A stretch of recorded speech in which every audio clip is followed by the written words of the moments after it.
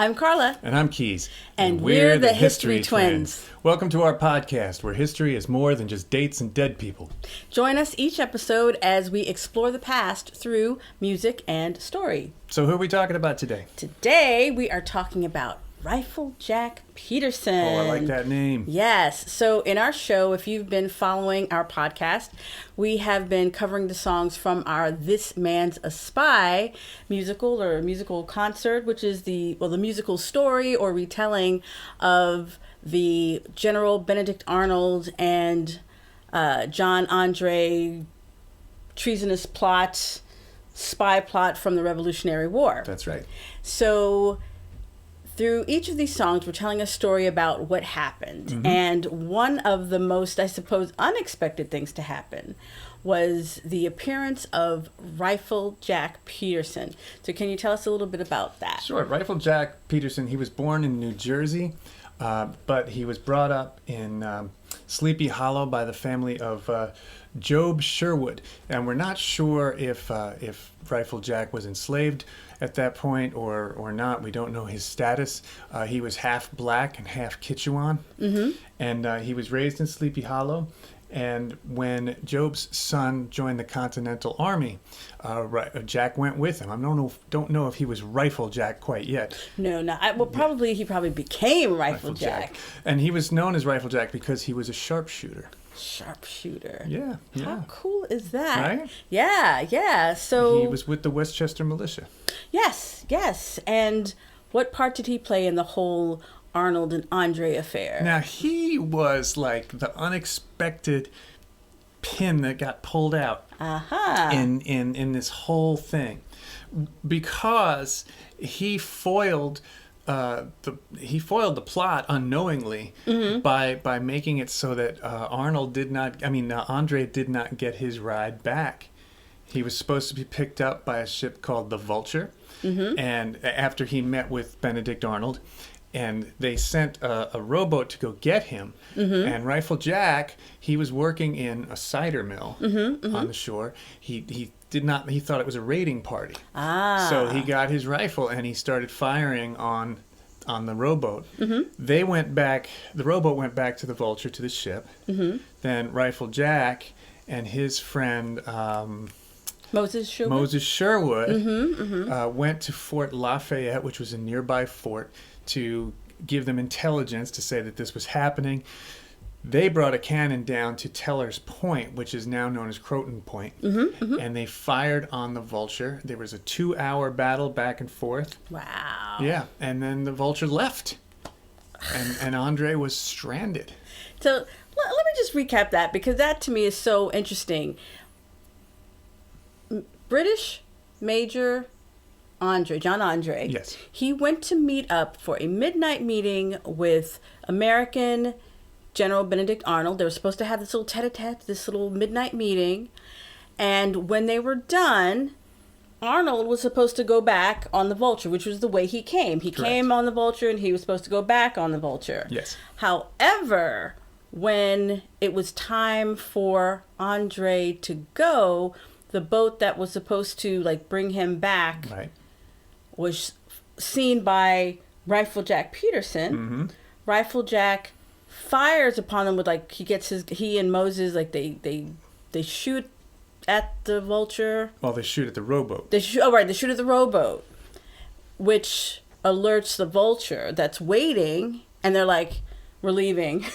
No, that's not what had happened. Was he fired on the rowboat? Fired on the rowboat. The rowboat went back. The Vulture was still staying put. Oh, okay. It wasn't until Rifle Jack and Moses Sherwood and the local militia brought a cannon down to Teller's Point, Croton Point, and began firing the cannon at the ship.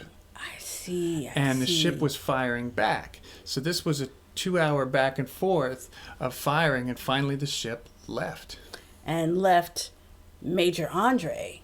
Exactly. With no way to get back. Mm-hmm. It didn't go all the way back to New York City. It went a few miles downriver. Right, but Major Andre was kind of stuck. He was stuck. Wow. Okay. All right. So I was doing some research because I love this story, especially because he's a man of color. Rifle Jack, or John Peterson, he was half black, half Kitchewan. We're not sure whether or not he was enslaved or not. Some people say he was enslaved. Other people said he was free. But I was also it was very interesting to learn that he grew up in the family of the Sherwoods. And as you said before, he went to war, like he enlisted for the war along with Job's sons Isaac. Isaac and Moses were cousins. Oh. Yes, so they were cousins, and so they all knew each other. And so when Rifle Jack Peterson and Moses saw the weird things happening, they went back and then the other military came in with the cannon. Right. Crazy. So he just happened to be in the right place at the right time? Right. But he didn't know what was happening. He didn't know that the Vulture was there to pick up Major Andre. He just didn't he was living in Westchester, which was no man's land. For all he knew, this was another British raiding party coming. So he was just firing on them. Well, I did learn another thing about Rifle Jack Peterson. When he enlisted, he enlisted as a private for a term of 3 years in Captain Samuel Pell's company in the 2nd New York Regiment of the Continental Army. That might not be a big deal until you know that it was commanded by Philip Van Cortlandt, who was the eldest son of the Lieutenant Governor Pierre Van Cortlandt. So Peterson saw action in several engagements, including the Battle of Saratoga. Now the Pell is the town of Pelham. Oh! There was a battle there called the Battle of Pell's Point, and over time Pell's Point became Pelham. Okay, I did not know that. Yeah. And where is that located? Where's Pelham? It's in southern Westchester. Oh, okay, because I know near the Bronx there's also Pelham Park, and if you take it's right on the edge of the Bronx. Oh, okay, because I think if you take the 6 train in the subway, New York subway, all the way north, there's a Pelham something. Okay, little trivia for anyone. Little side. Yeah, a little side note, a little tangent, as we like to do. So let's see, what else can we tell you about Rifle Jack? Actually, let's just go ahead and listen to the song. Sounds good. All right.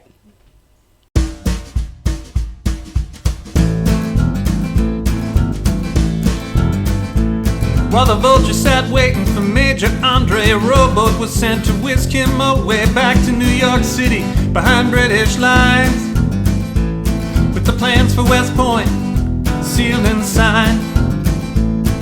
But working in a cider mill back on shore, Rifle Jack stopped to look some more at the rowboat traveling in the early light.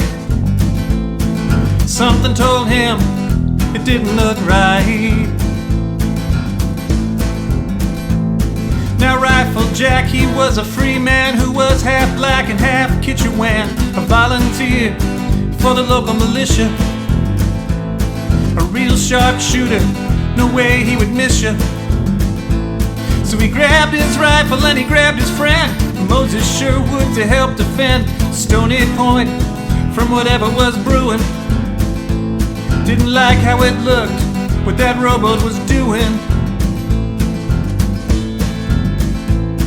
He loaded his gun and he fired a shot. The rowboat fired back but missed by a lot. Rifle Jack reloaded and fired again, and the rowboat turned back to where it had been.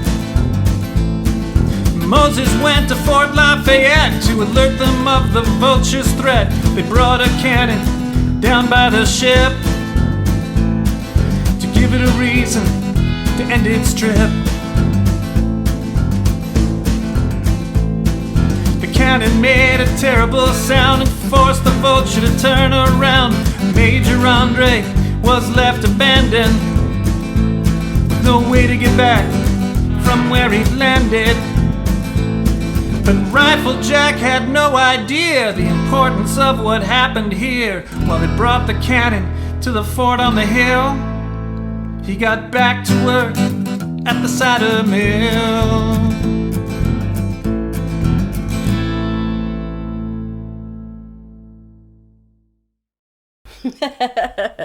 Wow. Oh, thank you. Well, let me ask you, So you call it the Ballad of Rifle Jack. Right. Why is it a ballad, although it's kind of like up-tempo? Well, some ballads are up-tempo, Okay. for one thing. But I called it a ballad because there's a lot about Rifle Jack that we're just not sure about. We don't know, there's some... Philip Van Cortlandt, for instance, wrote in his letters that Rifle Jack had a fantastic tale. So clearly Van Cortlandt didn't believe him. But we don't know, we don't know who was what. So I told the story as I understood it, but I called it a ballad because it may not be 100% true. Okay, kind of like a legend. Yeah, a legend. There's a kernel of truth inside every legend. Yeah. I gotcha. Okay. And how did you come up with that driving rhythm? Well, I was just trying to think of like an adventure folk song, if you will, and it really had that kind of push to it.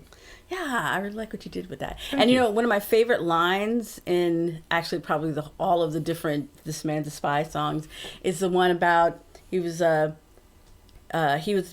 you were saying that Rifle Jack was part of the local militia and he was a real sharp shooter. No way he would miss you. I'm like, what a great line. What a great rhyme that is. I was kind of pleased with that. Yeah, that came out really well.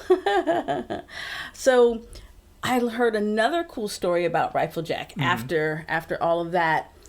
After Andre was caught and he was hanged, after all of that happened, John Peterson, Rifle Jack, John Peterson, he was later taken prisoner by the British and he was held in a prison ship in New York Harbor. Oh, wow. However, he managed to escape by crawling down the anchor chains and into the water. Wow. Isn't that cool? That's very cool. Yeah, and he also became involved in the brutal civil strife that raged in Westchester, aka no man's land of Westchester. And he fought in he valiantly fought in December 1781 alongside his company of 20 militiamen against a raiding party of 45 loyalist cavalry. And that's what he was thinking that rowboat was a raiding party. Yes. So now, what's a raiding party for those who don't know? Well, Westchester County was in between the American lines and the British lines. The British held New York City, and the Americans were north of Westchester. And what each side was doing was basically, it was all farmland, and they were raiding the farms for cows, for animals, anything that wasn't nailed down, they would take for food or fire. And it was just being ravaged by both sides. And people lived there. Yes. People were still trying to live there in this place that was kind of lawless, and no one was there to protect the people that lived there. I remember. And it was owned by Phillips. Yes. Who was a loyalist himself. All of Westchester County was Phillips's land, and it was all tenant farms on that land. Do you know if he was still around at that time? Certainly, yeah. Oh, okay. So he later on got... He had to go to England. Yeah, later on. But at this point, so he was there, but there was no one there to really protect them. And from one of the other stories... Well, there were patrols. Oh, there were patrols, but we also learned that some of the men, were off in different patrols, but there were also patrols of women. Right. Who were also, patrolling the area. So everyone had a part to play. And one of those patrols plays a part in this story too, but we'll get to that later. Yeah. Now, the other thing that I learned that was really interesting, so whatever else that Philip Van Cortlandt thought about the story or not, Peterson had been respected by his contemporaries, but he was living in poverty after the war. After everything he did, he was living in poverty. And General Philip Van Cortlandt, his former commander, in consideration of the high regard that he did have for him. So whether or not he believed his story, he did hold John Peterson in high regard. Right. So what he did was he gave Rifle Jack a house and a lot in Cortland Town, where Rifle Jack lived with his family until they moved to Peekskill. Right. And by the way, it says he had no other means of support besides manual labor. So think about this. So you fought all this time in your, for your country, whatever you want to call it, and he all he had was manual labor. He wasn't getting any pension at this time. He was married and had 11 kids. Wow. 11 kids, which is, I can't even imagine that right now. Right. But that also, so that meant that he was still quite poor. And I learned that he could not vote in New York due to high property qualifications that New York State had imposed on blacks, but not whites until through 1870. Because the thing is, you could be free, but before you could vote, you had to have a certain amount of property and wealth. So they were still keeping you. The man was still keeping people down, right? So, and I was saying, Rifle Jack did not receive a pension. Now, I had been told, or we'd found some things saying that he did not receive a pension until he was 90. Yeah. The thing is, he lived till 103. Right. Which is amazing as it is. But he didn't, so according to many reports, he did not receive a pension until he was 90. But I did read another story that said he received it around in his 60s. So I'm not really sure. Again. Conflicting information. Yeah. Yes, totally. So, and speaking of conflicting information, we had seen in so many different stories that Rifle Jack and Moses Sher had been at a cider mill. Right, they were working a cider mill. But later in another article, I think it was the HudsonHighlands.com, the village historian Mark Cheshire, he has come forward as saying that because he's a village historian and he's able to look at maps. Actually, he looked at an atlas. Per this particular atlas, there were that cider mill did not exist yet. They were actually working on a farm. So I think it was Frost's farm at the time of the Vulture debacle, but before that it might have been Barrett's farm, or maybe it was the other way around. So shout out to Mark Cheshire. He's also one of the active members of Revolutionary Westchester, who we recently met. Yeah. So again, history is so, it can be so, I don't want to use the word fleeting, but it can change from depending on who you're talking to and what records are available. So, and there was one more point I wanted to add. Even the log, even like the captain's log, the Vulture's log. They even mentioned the event. So it was also record of it on the Vulture. And they cited the event and complained of a violation of the military rule in that the boat had been decoyed and fired upon by armed men concealed in the bushes.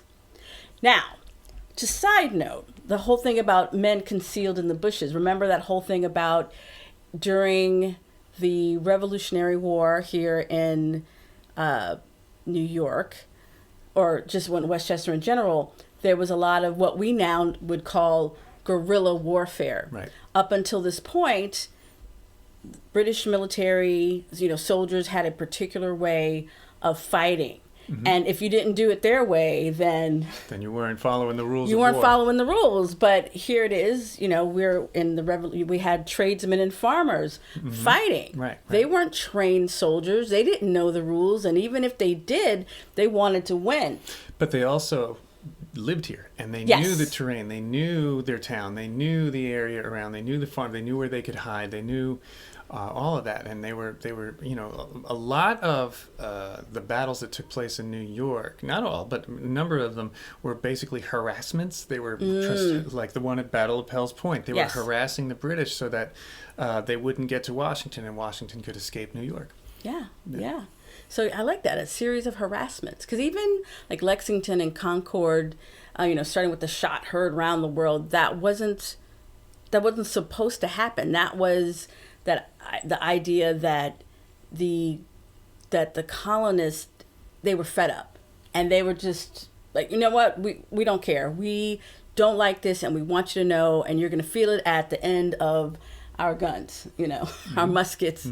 So you have what we think of now is, well, now we don't even, well, I'm not even a soldier, I'm not in the military, you know, so I'm definitely not an expert in any of those things. But up until a certain point, there was a certain way of fighting and combat. And well, even now there is the Geneva Convention. Like, there are yes, some rules. Yes. Not everybody pays attention to the rules. Yeah, that's true. So, I mean, war is war. War is hell, as they say. Yeah. But things like being concealed in the bushes, that was not something that was done. That was not something that was approved of. But when you have people who are fed up, they will do whatever needs to be done by whatever means necessary. This is when this kind of fighting begins. That's right. So I know also that the revolutionary Westchester 250 organization, Yeah, that's one of the initiatives Right. that Guerrilla warfare. that Constance Kehoe and her team are also covering. There's guerrilla warfare, there's This Man's a Spy. And then the French? The French, Yeah. the French-American Connection Alliance, and then there's something else that I can't remember at the time. But it's just really interesting to think about how Westchester County was such a hotbed of History.